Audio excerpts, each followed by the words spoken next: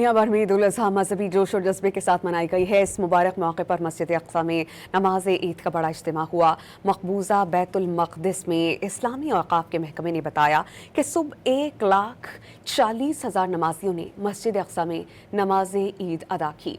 खलीज ममालिक और यूरोपीय ममालिक में मुसलमानों ने मजहबी जोश और जज्बे के साथ ईद उल अज़हा मनाई, जहाँ मसाजिद, ईदगाहों और अवामी मकामात पर नमाज ईद के बड़े इज्तिमात मुनक़िद हुए। इस्तंबुल में मकामी और गैर मुल्की सय्याह बड़ी तादाद में आया सोफिया ग्रैंड मोस्क और सुल्तान अहमद मोस्क, जो ब्लू मोस्क के नाम से भी मशहूर है, वहाँ पर नमाज ईद अदा करने के लिए जमा हुए।